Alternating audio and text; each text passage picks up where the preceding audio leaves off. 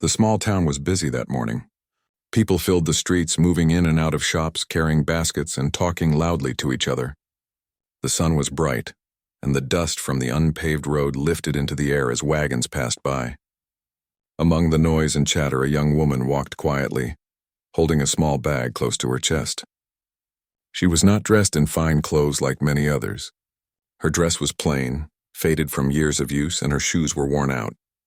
Her hair was neatly tied, but it was clear she did not have the money for ribbons or ornaments. Still, there was something gentle about her, something that showed she had dignity even in her simple state. Her name was Anna.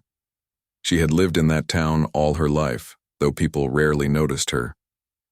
Her parents had passed away when she was still young, leaving her to grow up with very little. She worked hard at different tasks, sometimes cleaning, sometimes sewing, sometimes taking care of children for other families. But no matter how hard she worked, she was always treated as if she was less than everyone else. She had no family name that gave her power, no money that made others respect her, and no connections to protect her. She was simply Anna, the girl who did odd jobs, the one who walked with her head lowered. That morning, she had come into town with hope in her heart. She carried a few pieces of handmade embroidery, stitched during long nights by candlelight. She dreamed that maybe she could sell them to a shopkeeper or a kind lady passing through town. She needed the money badly. Her small room was almost bare, and she had very little food left. But more than the money, she wanted to prove to herself that she was worth something, that her work and her effort mattered. She walked into the marketplace where voices were loud and cheerful. Merchants called out the prices of fruits, fabrics, and tools. Women bargained for goods, and children ran between the stalls. Anna found a small corner near a shop where she laid out her embroidery. The delicate flowers and patterns glowed softly in the morning sun, showing the hours of patience she had put into them. She sat quietly waiting for someone to notice. Her heart beat fast with both fear and hope. At first, people walked past without looking. A few glanced at the cloth, but then turned away as if it was not worth their time.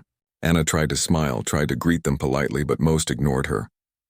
After a long while, a group of women stopped nearby. They were well-dressed, with fine hats and shining shoes. They looked at Anna's work and whispered to each other. One of them picked up a piece, examined it quickly, and then laughed. "Who would want this?" The woman said loudly enough for everyone around to hear. "It's not even worth $5. Her friends laughed with her, and the sound cut through Anna's heart like a sharp blade. She wanted to disappear, to hide from their cruel smiles. Her hands trembled as she tried to fold the cloth back into her bag. But before she could, another man who was standing nearby joined in. "That girl?" he said mockingly, pointing straight at Anna. "She's not worth $5 herself. Why should anyone pay for her work?" The crowd around them burst into laughter. The cruel words spread like fire, drawing more eyes toward Anna. Some people didn't even know what was happening, but they laughed simply because others did. To them, it was just entertainment, a small show in the busy marketplace. But for Anna, it was a moment of deep humiliation. She felt her cheeks burn, her eyes sting, and her throat tighten. She wanted to defend herself, to say that she worked hard, that she had value, but no words came out. She stood frozen like a small bird surrounded by predators.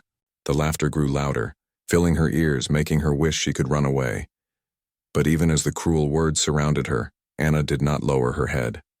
She stood straight, her eyes firm even though her heart was breaking inside. She had learned long ago that if she showed weakness, the mockery would only grow worse. So she remained silent, letting the crowd believe what they wanted. Deep inside, however, she whispered to herself, "I am worth more than they think, I know it. I just have to believe it." What Anna did not notice was the man standing a little distance away. He was not laughing, nor did he join in with the others. He was tall, with broad shoulders and sunburned skin, dressed in rugged clothes that showed he worked with his hands. His hat shaded his eyes, but if anyone had looked closely, they would have seen kindness in them. He was a rancher who lived on the outskirts of town, known by some but not close to many. Most days he stayed at his ranch, working with cattle and horses, keeping to himself. That morning he had come to town to buy supplies, flour, salt, and tools. He had not planned to stop at the marketplace for long. But when he heard the cruel laughter and the sharp words, he turned to see what was happening. His eyes fell on Anna, standing there with her small bag of embroidery surrounded by mocking faces. For a moment his chest tightened. He recognized the look in her eyes, the quiet dignity of someone who had been hurt too many times but still refused to bow down. The rancher stayed silent, watching carefully. He noticed how Anna did not shout back, did not curse or cry. Instead, she stood there with calm strength, even as people laughed at her. That strength stirred something inside him, something he had not felt in a long time. His life at the ranch was lonely. He had land, cattle, and enough wealth to live comfortably, but he had no one to share it with. He had dreamed of finding someone who could bring light into his quiet world, and in that moment, watching Anna stand tall against humiliation, he felt something awaken in his heart. The crowd continued to laugh, and the cruel man repeated, "She isn't worth 5 hours," trying to make everyone laugh even louder. But just as the voices rose, the rancher took a step forward. His boots made a firm sound against the ground as he moved closer. People began to notice him, their laughter fading slightly as they turned to see what he would do. The rancher removed his hat slowly, revealing his weathered face and steady eyes. He looked at Anna, then at the crowd. His voice was calm, but it carried across the marketplace like a low thunder. "If she isn't worth $5 to you," he said, "then I'll take her in, because to me she's worth far more than that." The laughter stopped. Silence spread through the crowd as people looked at him with surprise. Whispers began almost immediately. Why is he defending her? Why would a man like him care about her? Anna stood frozen, her eyes wide. She had never expected anyone to defend her, let alone a man she barely knew. She felt her heart pound in her chest, not from fear but from a strange mix of shock and gratitude. For the first time in a long while, someone had spoken for her. Someone had seen her worth when no one else did. The rancher did not wait for the crowd to reply. He stepped closer to Anna and gently nodded toward her bag. "Gather your things," he said softly. "You don't need to stay here." His words were not loud, but they carried warmth. Anna hesitated, still unsure if she should trust him. Yet when she looked into his eyes, she saw no mockery, no pity, only sincerity. Slowly, with trembling hands, she picked up her embroidery and placed it back into her bag. The rancher extended his hand, offering to help her step away from the crowd. As they walked together through the marketplace, people moved aside, whispering and staring. Some were shocked, some jealous, some simply curious, but none dared to laugh again. The cruel words that had filled the air only moments before had vanished, replaced by the weight of silence. Anna walked beside the rancher, her head held a little higher. For the first time in her life, she did not feel completely alone.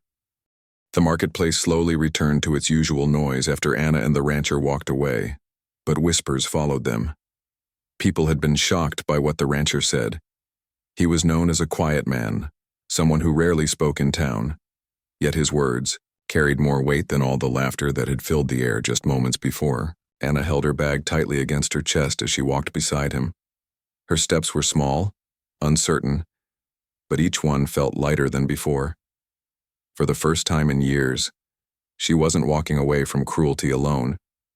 They stopped near the edge of the marketplace where the noise was softer and the smell of horses and hay mixed with the morning breeze. Anna finally found her voice. You didn't have to do that," she said softly, her eyes fixed on the ground. The rancher adjusted his hat and looked at her calmly. "Yes, I did," he answered. "No one should be spoken to like that. Not while I'm standing there." Anna's heart trembled at his words. She was used to being ignored, to being treated as invisible. The idea that someone felt responsible enough to defend her was almost too much to believe. She wanted to ask why, but her lips couldn't form the question. Instead, she whispered, "Thank you." The rancher nodded as if he needed no more explanation. "My name's Jacob," he said simply, offering his hand. Anna looked at his hand for a moment before carefully placing hers in his. His hand was rough, calloused from years of ranch work, but his grip was gentle. "Anna," she replied quietly. Jacob gave a small smile, the kind of smile that showed he wasn't used to smiling often. "Anna," he repeated, as if committing her name to memory. Then he glanced back at the busy street. "Do you have anywhere safe to go?" Her silence answered him better than words could. She lowered her eyes, her shoulders sagging. She had a small rented room in town, but it wasn't safe. The landlord often threatened to throw her out if she couldn't pay, and lately, she had fallen behind on rent. She didn't want to admit her troubles to the stranger, but Jacob seemed to see through her silence. "You don't have to stay here," he said in a low but steady voice. "If you want, you can come with me. I have plenty of space on my ranch. You'll have food, a roof, and work if you'd like it. No one will laugh at you there." Anna looked up in shock. The offer sounded too kind, too generous. Her first instinct was to refuse. After all, why would he do this? People didn't just take in someone like her without expecting something in return. Yet, when she looked into Jacob's face, she didn't see a man with hidden motives. His eyes were tired but honest, like someone who knew the weight of loneliness. "I don't want to be a burden," she whispered. Jacob shook his head. "You wouldn't be. The ranch gets awful quiet sometimes. I could use the company." The simplicity of his words struck her.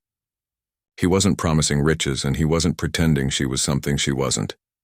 He was simply offering her a chance at dignity. Anna hesitated, torn between fear and hope. She remembered the cruel laughter of the townsfolk, the way they had mocked her as if her entire worth was less than a few coins.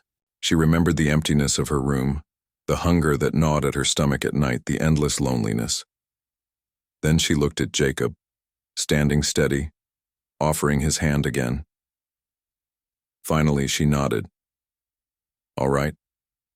Jacob's expression softened, almost like relief. "Good. Then let's go." They walked toward the stables where Jacob's horse was tied. Anna noticed the animal immediately. It was a tall chestnut mare with a sleek coat and calm eyes. The horse lifted its head and snorted softly as Jacob approached, as if greeting an old friend. He untied the reins and patted the horse's neck. "Her name's Clover," he told Anna. "She's gentle. You can ride with me." Anna froze. "Ride? On a horse?" Jacob looked at her with surprise. "You've never?" She shook her head quickly. Horses were for people with money, for those who owned land or worked with cattle. She had always admired them from afar, never imagining she would ride one herself. Jacob studied her face for a moment and then gave a reassuring smile. "Don't worry, you'll be safe." He mounted the horse with practiced ease, then reached down to her. Anna stared at his hand, her heart racing. The thought of riding frightened her, but something inside told her to trust him. Slowly, she placed her hand in his, and he pulled her up behind him. She clung to the saddle, her arms trembling. "Hold on," Jacob said calmly. "I won't let anything happen to you." As Clover began to move, Anna's fear gave way to awe. The town began to shrink behind them, the laughter of cruel voices fading into the distance. The wind brushed her face, carrying the scent of wild grass and open land.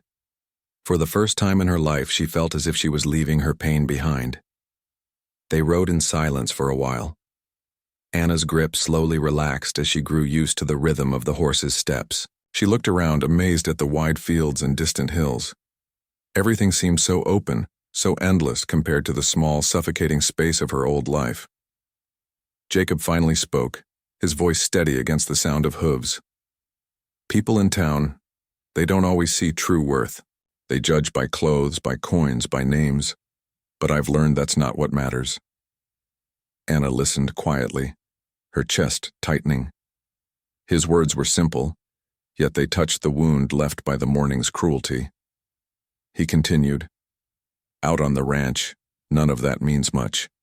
What matters is kindness, honesty, and hard work. And I think you've got all three." Anna turned her face slightly so he wouldn't see the tears that threatened to fall. She had never heard anyone speak to her like that. To be seen for her heart, and not for her empty pockets, felt like a gift she didn't deserve. The ride stretched on until the sun began to dip lower in the sky. At last they reached the ranch. The land spread wide, with fields of golden grass swaying in the wind. A wooden house stood in the middle, sturdy and welcoming, with smoke rising from its chimney. Barns and fences surrounded the property, and cattle grazed peacefully in the distance. Anna stared in awe. She had never seen so much land belonging to one person. It felt like stepping into another world. Jacob helped her down from the horse, steadying her as her legs shook from the ride. He led her toward the house, his voice calm. "This is home. From now on, it can be your home too if you want it." Anna stopped at the porch, overwhelmed. Home. The word echoed in her mind. She had never truly had one, not since her parents had passed. Her small rented room had never felt like a home. It was just four walls holding her sadness. But now, standing there, she felt something new stirring in her chest, the faint spark of belonging. Jacob opened the door and gestured for her to enter. The inside was simple but warm. A wooden table stood in the center with chairs neatly arranged.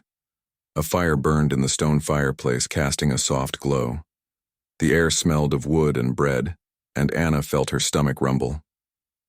"You'll need rest," Jacob said as he placed his hat on the table. "And food, I'll make something." Anna shook her head quickly. "No, please, let me cook. I know how." Jacob looked at her for a moment, then nodded. "All right, the kitchen is yours." As Anna moved about the small kitchen, finding flour and potatoes, her hands grew steady again. The weight of humiliation from the morning began to lift. She wasn't worthless, she wasn't invisible. She was here, in a home where someone had chosen to see her differently. Jacob sat quietly, watching her. For years his house had been silent, filled only with the sound of his boots and the crackle of the fire. But now the sight of Anna moving gently through his kitchen brought life back to the walls. He realized then that he hadn't just taken her away from cruelty. He had brought something precious into his own lonely world. And as the evening settled, the two of them shared a simple meal in quiet peace. Outside, the stars began to shine over the wide ranch land, marking the beginning of something neither of them had expected, but both silently needed. The days that followed were unlike anything Anna had known before. At first she moved carefully around Jacob's ranch house, almost as if she expected to be told to leave at any moment. Each time she woke up in the small but warm room he had given her, she needed a moment to remind herself that this wasn't a dream. The wooden bed, the clean sheets, the view of golden fields outside the window, it was real. She was living in a place where she wasn't mocked, where no one called her worthless. Jacob treated her with a quiet kindness that surprised her again and again. He never raised his voice, never demanded anything from her. Instead, he offered her choices. "You can rest today if you'd like," he would say. Or, "Would you like to help me feed the horses?" He gave her space, but also made sure she knew she belonged. For a man who had spent most of his life working alone, he seemed to understand how important gentle respect was. At first, Anna hesitated to do much. She didn't want to seem ungrateful, but she was unsure of her place in this new home. She helped with meals, sweeping floors, and small tasks, but she kept to herself otherwise. Jacob, however, noticed this and made sure to involve her. On the third day, he came into the kitchen where she was kneading bread dough. "Anna," he said, his tone steady but warm, "come with me for a bit. There's something I want to show you." She wiped her hands nervously and followed him outside. He led her to the barn where Clover, the horse they had ridden from town, stood calmly. The mare's coat gleamed in the sunlight and her ears perked up at the sound of their footsteps. Jacob turned to Anna. "She likes you, you know. Horses can sense things about people. They trust those with gentle hearts." Anna blinked in surprise. "Me? But I don't know anything about horses." Jacob smiled slightly. "That can be learned. What matters is your spirit." He guided her to Clover's side, showing her how to brush the horse's coat in long, steady strokes. Anna's hand shook at first, but soon she felt the rhythm of it. Clover leaned into her touch, closing her eyes, and Anna felt a spark of joy she hadn't known in years. Jacob watched quietly, his arms crossed, his eyes thoughtful. He saw how quickly Anna softened once she was given trust. He had seen people treat animals poorly, but Anna's touch was careful, patient, full of quiet love. It was the same way she approached life, with gentleness, even after all the cruelty she had endured. From that day on, Anna joined him more often in the ranch work. She learned how to gather eggs from the hens, how to feed the cattle, and even how to carry buckets of water without spilling too much. Jacob taught her little by little, never scolding her when she made mistakes. Instead, he would nod and say, "You'll get it next time." Each word of encouragement planted something new in her heart. Confidence. Evenings at the ranch became something Anna looked forward to. They would share meals at the wooden table, sometimes speaking, sometimes sitting in quiet comfort while the fire crackled in the hearth. Jacob wasn't a man of many words, but when he did speak, his words carried weight. One evening, as the stars lit the sky outside, Jacob looked across the table and said, "You know, this house hasn't felt alive in a long time, not until you came here." Anna's breath caught. No one had ever spoken to her like that before. She lowered her gaze, her cheeks warm, unsure how to respond. Yet inside her heart swelled. But the town was not blind to what had happened. Word spread quickly that the lonely rancher had taken in the worthless girl from the marketplace. Some people whispered cruelly that she was using him, while others said he must be desperate. A few even joked that it was only a matter of time before she left him and took whatever she could. Anna heard these whispers one morning when she went into town to buy flour. She kept her head down, but the sting of their words returned like an old wound. For a moment, she felt the same shame she had felt that day in the marketplace. But when she returned to the ranch and saw Jacob waiting by the gate, his steady presence pushed the pain away. Jacob noticed the sadness in her eyes and asked, "Did someone say something to you?" Anna shook her head quickly, unwilling to trouble him. But Jacob understood anyway. His jaw tightened and he placed a reassuring hand on her shoulder. "Let them talk," he said firmly. "They don't know you like I do. Out here, their words don't matter." Those simple words became a shield in her heart. Slowly, Anna began to believe that maybe she wasn't defined by what others thought of her. As the weeks passed, her transformation became clear. The pale, frightened girl who had walked into the marketplace was changing into a woman, with steady steps and a soft smile. Her hair shone in the sunlight, her clothes, though still simple, were neat and clean, and her laughter, something she had almost forgotten, began to fill the ranch. Jacob noticed it all. Each time she laughed at something small, like Clover sneezing or a hen chasing its chicks, his own heart lightened. For years he had lived in silence, his ranch filled with the sound of wind and cattle. Now with Anna there, it felt like life had returned. One afternoon, while repairing a fence together, Jacob looked at her and said quietly, "I don't care what anyone in town says. To me, you're more valuable than they'll ever understand." Anna's eyes filled with tears, but this time they were not from sadness. She wiped them quickly and whispered, "No one has ever said that to me before." Jacob's gaze softened. "Then it's about time someone did." That night, as Anna lay in her room, she thought about how far she had come. Only weeks ago, she had been mocked in front of a crowd, told she wasn't even worth a few coins. Now she was here in a place where she was treated with respect, where her presence mattered. The contrast was so sharp it almost felt unreal. Yet it was real. She could feel it in Jacob's steady kindness, in the quiet safety of the ranch, in the way her heart no longer felt heavy all the time. For the first time in her life, Anna began to believe she was not worthless. She was beginning a new chapter, one filled with dignity, hope, and maybe even love. And though she did not yet know it, her story at the ranch was only just beginning. The weeks slowly turned into months, and the quiet rhythm of the ranch became the steady heartbeat of Anna's new life. Each day began with the golden light of dawn spreading across the open fields. The air was fresh and cool, filled with the songs of birds waking from their nests. For Anna, mornings no longer meant fear or hunger. They meant a chance to greet the day with purpose. Her hands, once soft from sewing alone, grew stronger as she worked with Jacob. She carried water, mended fences, gathered eggs, and learned the small but important tasks that kept the ranch alive. Each new skill she gained gave her confidence. She wasn't just existing anymore. She was contributing. She was part of something bigger than herself. Jacob noticed the change in her with quiet pride. He had always respected her for her gentle heart, but now he admired the strength that bloomed alongside it. Sometimes, when he paused during his work, he would watch her move across the yard with her hair shining in the sun, her laughter carrying through the breeze, and he would think to himself, "She doesn't even realize how much she's changed this place." It wasn't just the ranch that had changed, it was Anna herself. The woman who once lowered her head in shame now walked with her back straight. Her eyes, once filled with sadness, now carried a light that seemed to brighten every corner of the home. She wore simple dresses still, but she carried them with a kind of quiet grace that made people stop and notice. News of her transformation spread back into town.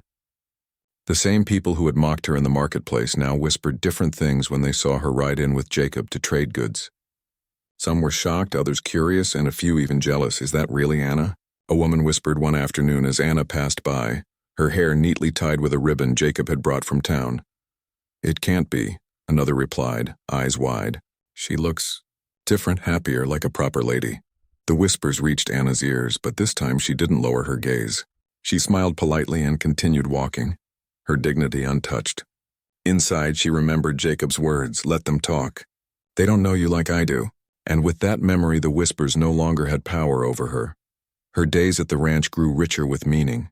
She found joy in the smallest things, the way Clover greeted her with a soft nudge, the warmth of bread baking in the oven, the comfort of sitting by the fire after a long day of work. She began keeping a little notebook where she wrote about her days, a habit she had never been able to afford before. Each page became proof that her life now had value and direction. Jacob, in turn, began to rely on her more. He trusted her with tasks he once handled alone, like checking the accounts of cattle sales or managing supplies. One evening, as they sat at the table, he slid a worn ledger toward her. "Would you help me with this?" he asked. Anna blinked in surprise. "Me? You're better with numbers than I am," he said with a small smile. "I've seen how carefully you count the eggs and the flour. You've got a sharp mind, Anna. I'd be foolish not to trust you with this." Her hands trembled as she took the ledger, but her heart swelled with pride. No one had ever spoken to her like that, as if her skills mattered. She spent the evening going through the numbers, carefully writing notes. Jacob watched quietly, realizing how natural she looked sitting there, as if she had always belonged. The transformation didn't just stay within the walls of the ranch. On market days, when Jacob and Anna went to town together, people noticed. They saw the way she carried herself, the way Jacob treated her with respect, and the way she looked at him with trust in her eyes. One afternoon, while Jacob was loading supplies, Anna overheard two men talking nearby. "Remember when they said she wasn't even worth $5? One of them whispered. The other shook his head. "Look at her now. The rancher treats her like gold. Maybe we were the fools all along." Anna felt a wave of emotion rise within her. She didn't say anything, but inside she thanked the quiet man who had once stepped forward in her defense. Back at the ranch, Jacob noticed the changes too, though he didn't always put them into words. He saw the way she decorated the table with wildflowers she picked from the fields. He noticed how she sang softly while cooking, filling the house with warmth. He saw how the cattle seemed calmer when she was near, as if they too sensed her gentle heart. One evening, after a long day of work, Jacob found himself staring at the horizon where the sun was setting, painting the sky with streaks of orange and pink. Anna came to stand beside him, wiping her hands on her apron. "It's beautiful," she said softly. Jacob glanced at her and then back at the horizon. "Yes," he replied, "but not as beautiful as the piece you've brought here." Anna turned to him in surprise, her eyes wide. She opened her mouth to respond, but the words caught in her throat. Instead, she looked back at the sunset, her heart beating quickly. Jacob didn't say more, but the silence between them was not empty. It was full, heavy with meaning neither dared to speak yet. As the weeks passed, Anna's presence became the soul of the ranch. Visitors who came to trade or talk business were often stunned when they saw her.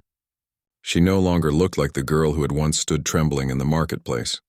She looked like a woman who belonged, who carried quiet strength. One trader, after watching her speak kindly to a group of children who had come with their parents, turned to Jacob and said, "You've got yourself a queen here. Don't ever forget it." Jacob's eyes softened as he looked at Anna. "I never could," he answered. Anna heard those words, and though she kept her face calm, her heart filled with warmth. She had gone from being seen as worthless to being valued more than she ever dreamed possible. And as the days turned into cooler nights, with the first hints of autumn touching the air, Anna realized something even deeper. She wasn't just surviving anymore. She was living, truly living. The ranch wasn't just Jacob's home now. It was their home, a place where love and dignity had replaced loneliness and shame. She still remembered the cruelty of that marketplace, the sting of being told she wasn't even worth a few coins. But now, when she thought of that moment, it no longer filled her with pain. Instead, it reminded her of the day everything changed, the day a lonely rancher stepped forward and saw her worth when no one else would. And in her heart, she knew that the life they were building together was only the beginning of a story far richer, than any she had ever dared to imagine. The season slowly changed as autumn colored the fields in shades of gold and rust. The ranch grew quieter with the cooler winds, yet inside the house warmth filled every corner. Anna had made it so. Where once there had been silence, now there was life. Soft laughter, the sound of bread rising in the oven, and the gentle hum of her voice as she worked. Jacob felt it every day.